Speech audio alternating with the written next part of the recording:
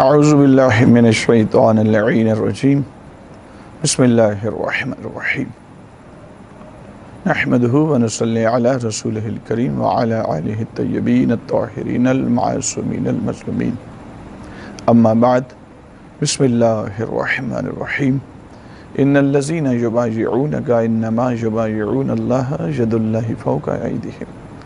حمد و ثنا صلی اللہ جل شانہ کی جو لائق حمد و ثنا ہے، اور درود و سلام ان ذوات مقدسہ و مطہرہ پر جو لائق درود و سلام ہیں، اور نفرت و لعنت ایسے لوگوں پر جو لائق نفرت و لعنت ہیں۔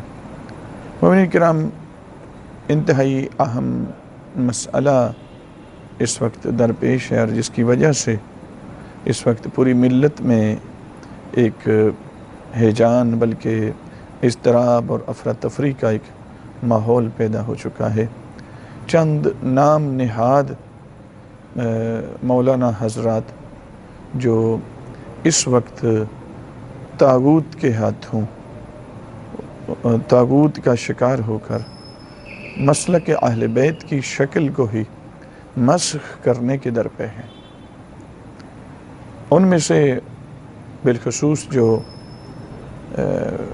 مولانا کمیل مہدوی کہ جنہوں نے ایک بہت بڑی حرہ سرائی کی اور پھر ایک روایت پیش کی، اور اس روایت کا مطابق العیاذ باللہ حضرت امام سید سجاد علیہ السلام کی بیعت کے عنوان سے یہ گفتگو کی اور ثابت کرنے کی کوشش کی کہ حضرت امام زین العابدین علیہ السلام نے تقیتاً ڈر کی وجہ سے، تلوار کے خوف سے خائف ہو کر یزید ملعون کی بیعت کر لی تھی۔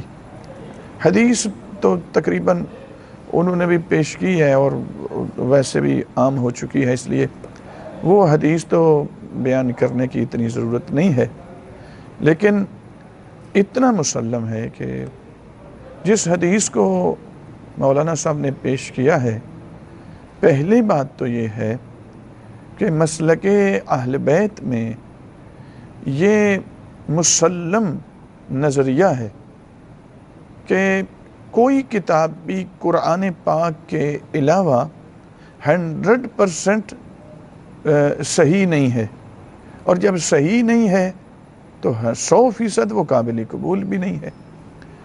اصول کافی فروع کے مسلک اہل بیت کا موقف ہی یہ ہے کہ اصول کافی کے اندر مثلاً فروع کافی، روزہ کافی 16,199 احادیث ہیں، جن میں 7,000 سے زائد احادیث ضعیف ہیں، ان میں سے کچھ 1100-1200 کے قریب روایات حسن ہیں۔ تو جو ضعیف روایات ہیں، اب کتاب کے اندر ہونا تو معیار نہیں ہے کہ جو بھی اصول کافی یا فروع کافی کے اندر آ جائے یا روضہ کافی کے اندر آ جائے وہ مسلک اہل بیت ہے یا تشیع کے اوپر وہ حجت ہے، ایسا نہیں ہے۔ اس کے بعد پھر انہوں نے ایک اور کلپ بنا دیا کہ 28 کتابوں میں مطلب یہ روایت موجود ہے۔ بھائی 32 میں تو 32 نہیں، 3200 بھی ہو جائیں تو مشکل نہیں ہے۔ یعنی اس دوسرے کلپ میں انہوں نے یہ کہا کہ جو میں نے بات کی ہے وہ اسی طرح ہی ہے، لیکن مجھے کچھ نہ کہا جائے۔ تو ظاہر ہے آپ کو کیوں نہ کچھ کہا جائے جب آپ مذہب حقہ کے خلاف گفتگو کریں گے، اغیار کے ہاتھوں کھلونا بن کے آپ اس طرح سے مذہب کے ساتھ کھلواڑ کریں گے تو پھر کہا تو جائے گا، رستہ تو رکے گا آپ کا انشاءاللہ۔ تو اس حصہ میں آج مومنین کی خدمت میں یہ شرف یاب ہونے کی سعادت مل رہی ہے کہ کم از کم ایسے لوگوں کو اور ایسے فتنہ گر لوگوں کو زبانیں بند کی جائیں اور ان کو جواب دیا جا سکے۔ یہاں پہ آتے ہیں اس نقطے پہ۔ پہلے نمبر پہ تو یہ مسلم ہے کہ یزید ملعون واقعہ کربلا کے بعد شام سے باہر نکلا ہی کوئی نہیں۔ چہ جائے کہ واقعہ کربلا کے بعد واقعہ حرہ کرے اور مدینہ کے اندر خون ریزی کروائے اور خدا کے حرام کو حلال کرے، یعنی اپنے کفر تو اس کا یہیں پہ ثابت ہو گیا، اس کو حاجی بنا کے پیش کرنا کہ وہ حج کرنے گیا اور حج کر کے بعد مدینہ میں آیا، یہ سب خیانت ہے۔ اور دوسری بات یہ ہے کہ ہمارے علامہ مجلسی یا باقی بزرگان نے صراحت کے ساتھ کہا کہ اس کا سفر ہی مدینہ کا ثابت نہیں ہے واقعہ حرہ کے بعد، یہ شام سے ہی باہر نہیں نکلا۔ چونکہ ایسے تو نہیں ہے کہ جو روایت ہے بس آنکھیں بند کر کے اس کو تسلیم کر رہے ہیں اور آپ جیسے نام نہاد لوگ اس بیان کرنا شروع کر دیں اور لوگوں کے نظریات کے ساتھ کھیلنا شروع کر دیں، نہیں، ایسے نہیں ہوگا۔ اب مومنین کرام ذرا اس کو ہم نے سمجھنا ہے کہ یہ روایت موجود ہونا ہمارے مسلک میں کافی نہیں ہوتا۔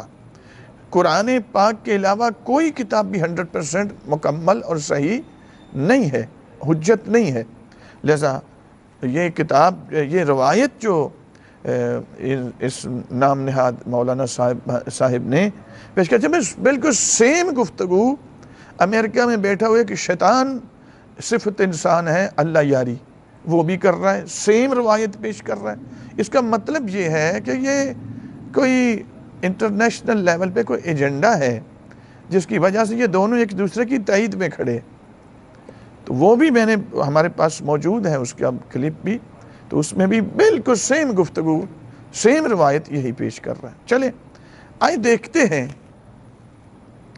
کہ ایک تو سندن اس روایت میں اشکال ہے، صدوری جہت۔ نمبر 2، یہ روایت خبر واحد ہے،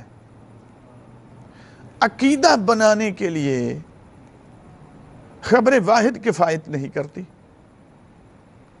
خبر واحد چونکہ ظن اور احتمال کا فائدہ، مفید ظن تو ہو سکتی ہے، مفید علم نہیں ہوتی، اور عقیدے کا قائم کرنے کے لیے، بنائے عقائد کے لیے ظن اور احتمال کفایت نہیں کرتا، علم اور یقین کا ہونا ضروری ہے۔ اس کے لیے یا تو حدیث متواتر ہو، یا آیت محکم ہو، یا حدیث مستفیضہ ہو۔ ایک حدیث اگر فرض کریں کہ اس کی تو سند میں اشکال ہے نا، صدور میں اشکال ہے، فرض کریں کہ صحیح و سند بھی ہو تو بھی اس پر عقیدہ قائم نہیں ہو سکتا۔ یہ 2-3 چیزیں چھوٹی چھوٹی میں نے آپ کی خدمت میں پیش کی۔ اب آئیں مسئلہ کہ اہل بیت کہاں پہ کھڑا ہے، یہاں بھی اس کو دیکھنا ہے۔ تو اصول الفقہ کے اندر اگر یہ نام نہاد دونوں پڑھے ہیں، اللہ یاری اور مولانا کمیل مہدوی، اگر یہ کچھ پڑھے ہیں تو انہیں سمجھ ہونا چاہیے کہ اصول الفقہ کے اندر یہ پوری بحث ہے تعادل و تراجی کی، ایک بہت بڑا عنوان ہے۔ اصول مظفر کے اندر، الموجز فی اصول الفقہ کے اندر، اسی طرح کفایتین کے اندر، درس خارج میں اس پہ بہت زیادہ بحث ہوتی ہے، بہت لمبا عرصہ، تقریباً ایک سال ایک فقی بزرگوار کے جو درس خارج ہے اس عنوان پہ چلتا ہے، تعادل و تراجی۔ تعادل و تراجی یہ ہوتا ہے کہ جس میں مثلا 2 روایات فرض کریں کم از کم ایسی ہوں کہ جو آپس میں ٹکرا رہی ہوں، ایک ہی حکم اس میں بیان ہو لیکن ایک نفی کر رہی ہو، ایک اسی کا اثبات کر رہی، تو یہ جو ٹکرانا ہے نا، یہ 2 قسم کا ہوتا ہے، یا تو اسباب تعارض ہوتا ہے یا اسباب تزاحم ہوتا ہے۔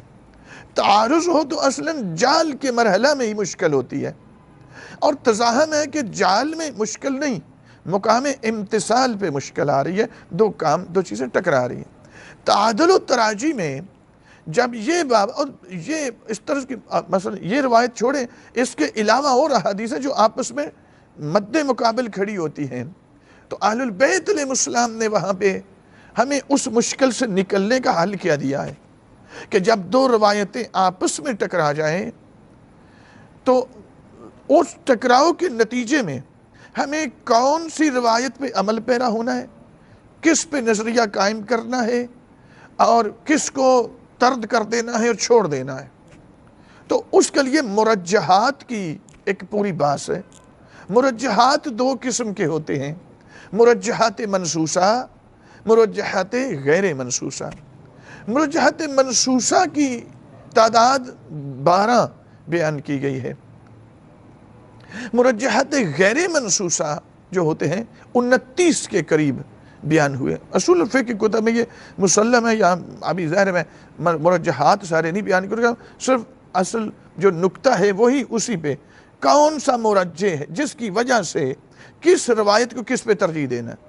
بھئی یہ مسلم ہے کہ سید سجاد علیہ السلام یا امام حسین علیہ السلام خود مظلوم کربلا جب مدینہ میں دربار یزید کے اندر ولید کے اندر بلایا جاتا ہے اور بیعت کا تقاضا کیا جاتا ہے، میرے آقا نے وہاں بھی فرماتے ہیں ان اہل بیت النبوہ و معدن الرسالہ و مختلف الملائکہ و یزید رجل شارب الخمر قاتل نفس محترمہ. یزید ایک ایسا شخص ہے جو فاسق بھی ہے، فاجر بھی ہے، شراب پینے والا ہے، اور جو محترم نفس ہیں ان کو قتل کرنے والا ہے. مثلی لا یبایع مثلا، ہم اہل بیت نبوت ہیں، معدن رسالت ہیں، اور ہمارے پاس ملائکہ کا آنا جانا لگا رہتا ہے. مختلف الملائکہ، یہ جملے زیارت جامع کبیرہ کے اندر بھی موجود ہے. یہ ایسا شاذ کلام نہیں ہے سرکار سید الشہداء علیہ السلام کی، بلکہ مستند یہ جملے موجود ہیں. تو اس کا تو انکار نہیں ہو سکتا کہ خانوادہ نبوت ہے اور وارث انبیاء ہیں، وارث قرآن ہیں. مثلی لا یبایع مثلا، جو بھی میرے جیسا ہے وہ اس جیسے کی کبھی بیعت نہیں کر سکتا. سید سجاد کیا امام حسین علیہ السلام کے مثل ہیں یا نہیں ہیں؟ دونوں ان ہستیوں کی حقیقت ایک ہے یا نہیں ہے؟ دونوں کا منصب ایک ہے یا نہیں ہے؟ دونوں کی ولایت ایک ہے یا نہیں ہے؟ تو مثلیت ہوئی ان دونوں میں یا نہ ہوئی؟ یقیناً ہے. اب آگے بڑھیں آپ تھوڑا سا، ہم اس کو دیکھیں گے. اگر ہم اس روایت کو مان لیں، یہ جو نعوذ باللہ اس نام نہاد یہ دونوں یہ اشخاص بیان کر رہے ہیں، یہ روایت مان لے کہ یزید آیا مدینہ میں اور اس نے سید سجاد کے سامنے کہا کہ آپ اقرار کرتے ہیں کہ نعوذ باللہ میں آپ کا آقا ہوں، آپ میرے غلام ہیں، میں چاہوں تو نعوذ باللہ کھڑے کھڑے آپ کو فروخت کر دوں اور آپ چاہوں تو اسی حالت میں رہنے دوں. تو نعوذ باللہ امام پہ آگے جو جملے ہیں وہ ہماری ہمت نہیں ہے کہ اس جملے کو دہرائیں.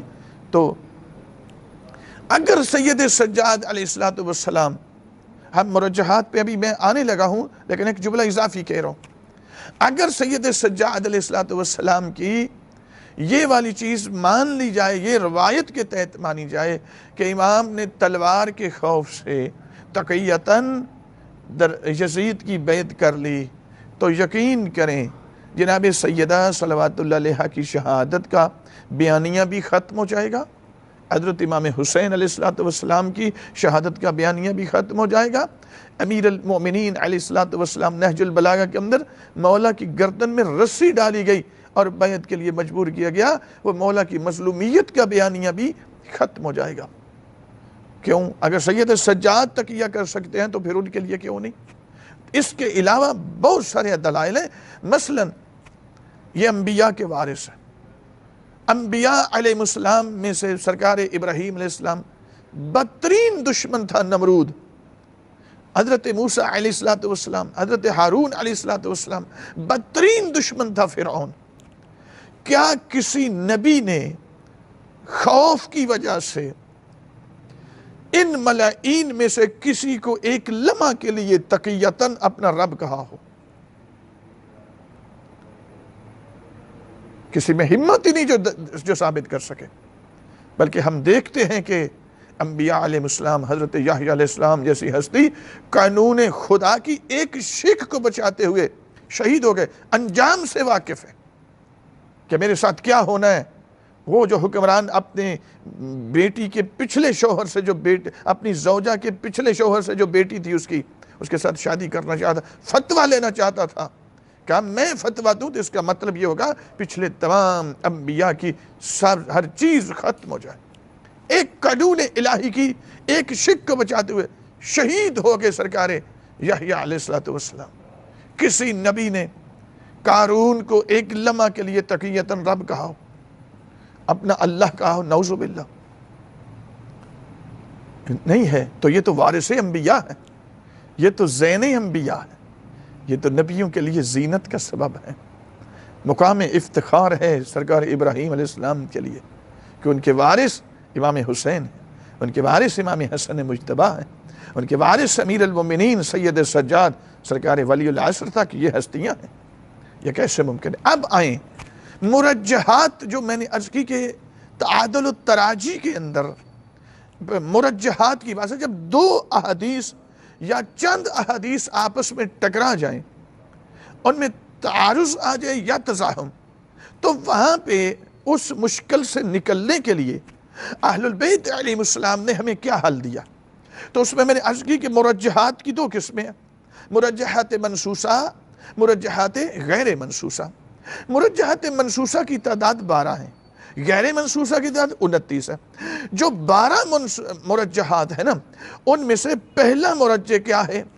وہ ہے موافقت الکتاب، یعنی کسی حدیث کا دو روایتیں آپس میں ٹکرا رہی ہیں، ان میں سے یہ دیکھا جائے گا ان میں سے کون سی حدیث ہے جو قرآن کے موافق ہے۔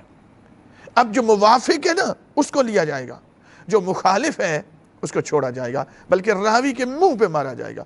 اور متواتر حدیث ہے ما وافق القرآن فخذوہ وما خالفہ فادعوہ، جو قرآن کے موافق ہو اسے لے لو، جو قرآن کے مخالف اسے چھوڑ دو۔ تو دو روایتیں جو آپس میں ٹکرا رہی ہیں، دونوں تو قرآن کے موافق ہو نہیں سکتی، ان میں سے ایک ہوگی جو قرآن کے موافق ہو۔ یہ پہلی مرجحات میں سے پہلا مرجح موافقت الکتاب ہے۔ دوسرے نمبر پہ جو مرجحات منصوصہ میں سے جو دوسرا مرجح ہے وہ کیا ہے؟ مخالفت العامہ۔ مخالفت العامہ، عامہ اصل میں اہل سنت کو کہا جاتا ہے، یعنی دو روایات جب آپس میں ٹکرا رہی ہوں اور ان میں سے ایک روایت جو ہے وہ اہل سنت کے نظریے کے موافق ہو اور دوسری روایت اس نظریے کے مخالف ہو، تو دو روایتیں ٹکرا رہی ہوں تو یہاں ترجیح کس کو دی جائے گی؟ یہاں یہ ہے مخالفت العامہ۔ ہوگا کیا؟ جو مخالفت میں جاری ہوگی نا اس کو لینا ہے۔ اہل البیت کا مذہب ہے، یہاں 10 حدیث میں پیش کر سکتا ہوں صرف تبرکاً مومنین کی تسلی اور تشفی کے لیے، اس میں 2-3 حدیث میں پیش کر دیتا ہوں۔ مثلاً حدیث صحیح ہے عبد الرحمن بن ابی عبداللہ ان سے کہ امام صادق علیہ السلام سے حدیث نقل کرتے ہیں، اور امام فرماتے ہیں کہ ہماری جب دو روایات اگر ہم سے منسوب آپ تک پہنچیں اور دونوں آپس میں ٹکرا رہی ہوں، فرماتے فَإِن لَمْ تَجِدُوهُمَا فِي كِتَابِ اللَّهِ فَأَعْرِضُوهُمَا عَلَىٰ أَخْبَارِ الْعَامَّةِ، تو پہلے نمبر پہ تو اسے قرآن پہ پیش کرو۔ اگر قرآن میں آپ کو اس کا حل دونوں کا ہی نظر نہیں آ رہا، یعنی نہ تو کوئی موافق ہے نہ مخالف ہے، تو پھر کیا ہوگا؟ جو وہ روایات کے جو مسلک اہل سنت یعنی کی روایات ہے نا اس پر پیش کرو، ان میں سے ان کی روایات دیکھو جو ان کے موافق ہوگی اسے چھوڑ دو۔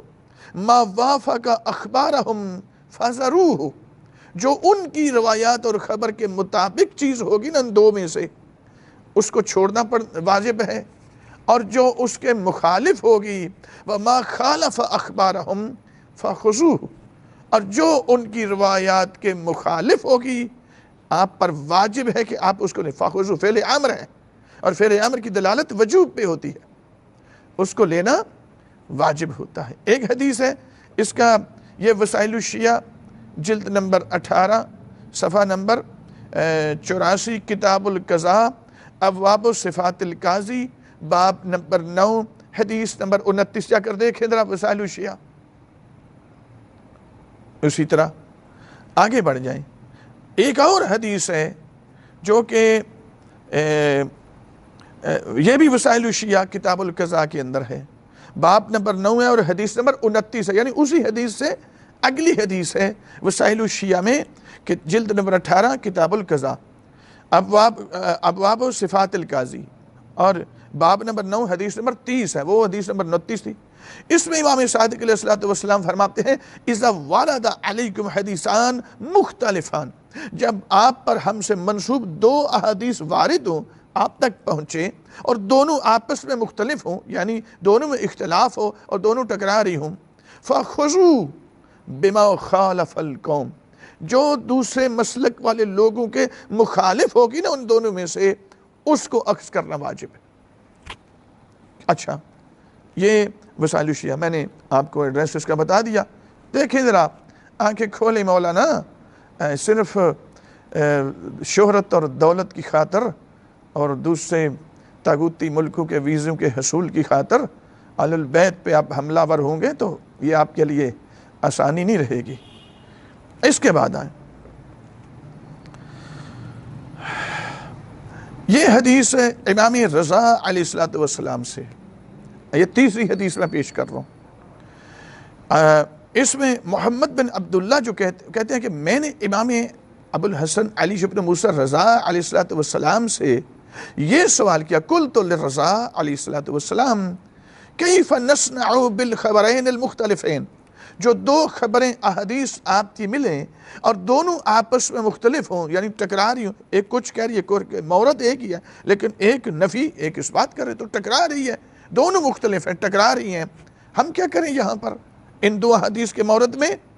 امام رضا علیہ الصلوۃ والسلام فرماتے ہیں کہ اذا ورد علیکم خبران مختلفان فانظروا الی ما یخالف منہما العامہ، جب تمہارے پاس ہماری دو ہم سے منسوب دو روایات پہنچتے ہیں تو دونوں مختلف ہوں، آپس میں ٹکرا رہی ہوں، تو ان میں سے ذرا دیکھو ان دونوں میں سے کون سی روایت ہے جو ہمارے مخالف مسلک کے خلاف ہے، جو خلاف ہے فَخُذُوهُ، اس کو پکڑ لو، اس کو عکس کر لو، اپنا نظریہ اس پہ قائم کرو، وَانظُرُوا إِلَىٰ مَا يُوَافِقُ أَخْبَارَهُمْ فَادْعُوهُمْ، اور پھر یہ دیکھو کون سی روایت ان میں سے ان ہمارے مخالف مسلک، یعنی میں جان بوجھ کے یہ لفظ احتیاطاً کہہ رہا ہوں تو ورنہ اہل سنت کہہ سکتا ہوں کہ ان کے مسلک کے جو مخالف ہوگی فَادْعُوهُ، اس کو چھوڑنا تم پر واجب ہو جائے گا۔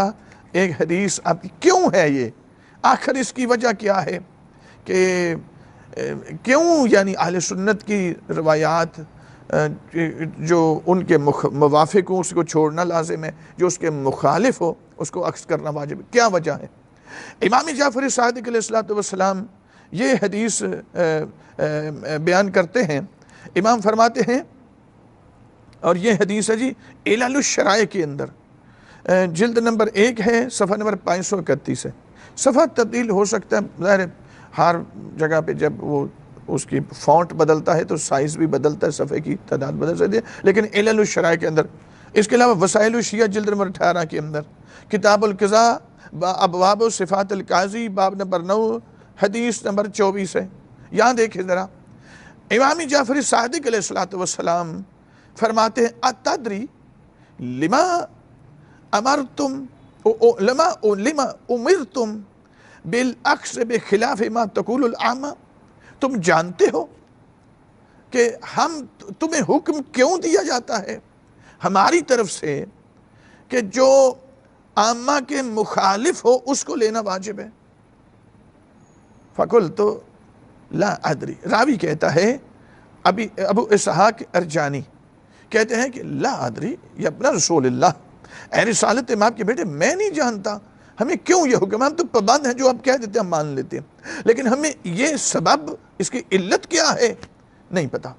فقال علیہ الصلوۃ والسلام، تو امام صادق علیہ محمد علیہ الصلوۃ والسلام فرماتے ہیں ان علیٰ لم یکن یدین اللہ بدین الا خالف علیہ الامہ الی غیرہ ارادۃ لابطال امرہ وکانوا یسألون امیر المؤمنین عن الشیء لا یعلمونہ فاذا افتاہم جعلوا له ضدا من عندهم لیلبسوا علی الناس۔ امام نے بہت خوبصورت کلام تو مطلب مسئلہ حل کر دیا۔ امام فرماتے ہیں کہ کیوں ہم تمہیں ان کی مخالف روایت کو لینے کا حکم دیتے ہیں اور ان کے موافق روایت کو چھوڑنے کا حکم دیتے ہیں؟ اس لیے دیتے ہیں کہ چونکہ جو ہمارے دادا جان تھے نا وہ وہی حکم دیتے جو دین خدا کا مطابق حکم واقعی کے مطابق جو احکام ہوتے تھے وہ بیان کرتے تھے، اور جو مخالف لوگ تھے نا، جو امیر المومنین کو بلا فصل نہیں مانتے تھے، امیر المومنین کو انبیاء کا وارث نہیں مانتے تھے، رسول اللہ کے جانشین حقیقی نہیں مانتے تھے، معصوم عن الخطا نہیں مانتے تھے، وہ کیا کرتے تھے؟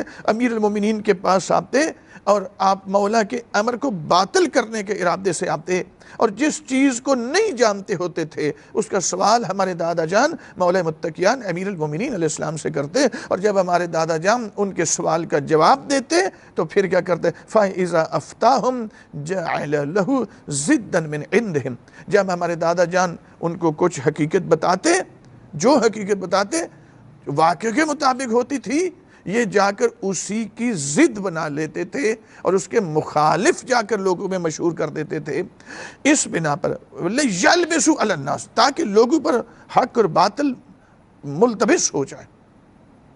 تو اس بنا پر یہاں پہ امام نے علت بتا دی کہ کیوں ہم ان کے مخالف روایات کا عکس کرنے کا حکم دیتے ہیں اور ان کے موافق روایات کو چھوڑنے کا حکم دیتے ہیں۔ اس لیے دیتے ہیں چونکہ ہمارے دادا جان حکم واقعی بیان کرتے تھے، ان کے سوال کے جواب میں وہ جا کر اس کے مخالف جا کے لوگوں کو بتاتے تھے اور اپنی طرف سے من گھڑت چیزیں، چونکہ جو ان کے موافق ہوگا لہذا جو بھی چیز بھی ہوگی وہ حقیقی چیز تو بتاتے نہیں تھے جو پوچھ کر جاتے تھے، مخالف چیز اپنی طرف سے گھڑ کر بتاتے تھے، اس لیے جو بھی ان کے موافق ہوگی اسے چھوڑنا پڑے گا، جو ان کے مخالف ہوگی اسے لینا پڑے گا۔ اب آ جائیں، جب دو چیزیں موجود ہوں آپ کے سامنے، ایک یہ ہے سید سجاد علیہ السلام، امام حسین علیہ السلام، امیر المومنین علیہ السلام سے سرکار عسکری علیہ السلام تک، امام زمان علیہ السلام تک تو کسی کی رسائی کوئی نہیں، کسی معصوم نے ایک لمحہ کے لیے کوئی جھکاؤ، کوئی نرمی۔ حضرت آیت اللہ راہبر معظم سید علی خامنئی دامت برکاتہ، وہ اپنی 250 سالہ کتاب میں لکھتے ہیں کہ جھوٹ ہے یہ کہ جو بندہ یہ کہتا ہے کہ امام سجاد علیہ السلام نے مسلم بن عقبہ یا یزید کے ساتھ کوئی نرم لہجہ اپنایا، فرماتا ہے غلط ہے، اس کے مد مقابل جو روایات ہیں وہ مضبوط ہیں، ہم ان کو لیتے ہیں اور ان کو راوی کے منہ پہ مارتے ہیں۔ ایک تو یہ وہ ذرا دیکھ لینا جا کے، اور دوسرا میں ایک معیار بتا رہا ہوں، مسلک اہل بیت کا موقف بتا رہا ہوں۔ اہل بیت علیہ السلام فرماتے ہیں کہ مثلی لا یبایع مثلا، امیر المومنین نے، انبیاء علیہ السلام نے، جناب صدیقہ طاہرہ صلوات اللہ علیہا، امام حسن مجتبیٰ، امام حسین علیہ السلام سے لے کر عسکری مولا تک، کسی نے ایک لمحہ کے لیے انبیاء سمیت تقیتاً کسی کو اپنا امام کہا ہو، کسی کو رب کہا، نعوذ باللہ انبیاء میں سے۔ تو جب نبی نہیں کہتے تو یہ تو وارث انبیاء ہیں، قرآن کے وارث ہیں۔ اب آئیں تو چونکہ اس مخالف جو عامہ کا مذہب ہے اس کے اندر یزید کیا، یزید عبد المالک بن مروان ہو، حجاج بن یوسف ہو، جو بھی مطلب حکمران ہے اس کی بیعت جائز ہوتی ہے۔ تو یہ ایک روایت وہ ہے کہ جو بیعت کے جواز کی طرف لے کے جاتی ہے، اور ایک روایت یہ ہے، بلکہ متعدد مسلک اہل بیت یہاں پہ کھڑا ہے کہ خبردار ہے ہاتھ من الذلہ، یہ ذلت ہے کسی طاغوت کے آگے ڈر کی وجہ سے، خوف کی وجہ سے جھک جانا، تو اس ذلت ہم سے دور ہے، یہ کیسے ممکن ہے؟ تو یہاں وہ والی روایت لی جائے گی اور وہ والا نظریہ عکس کرنا واجب ہے جو عامہ کے مسلک کے خلاف ہوگا۔ تو عامہ کے مسلک کے خلاف کیا ہے کہ ان کے موافق ہے بیعت کرنا جائز ہے، تو ان کے مخالف کیا ہوگا؟ مخالف یہ ہوگا کہ بیعت کرنا جائز نہیں ہے، نہ تاکہ ورنہ امام حسین علیہ السلام کی شہادت کا بیانیہ سرے سے ہی ختم ہو جائے، رسول اللہ کی وہ استقامت ختم ہو جائے۔ جس طرح امام حسین علیہ السلام کسی طاغوت کے آگے نہیں جھک سکتے، یہ امام حسین علیہ السلام کے بھی وارث ہیں۔ اس لیے میں خدا کی بارگاہ میں التجا کرتا ہوں کہ پروردگار ان فتنہ گر لوگوں سے، طاغوت کے ہاتھوں بکنے والے لوگوں سے ہماری ملت کو، ہمارے مذہب کو، ہمارے ایمان کو محفوظ فرما۔ صلی اللہ علی محمد وآلہ الطیبین الطاہرین المعصومین.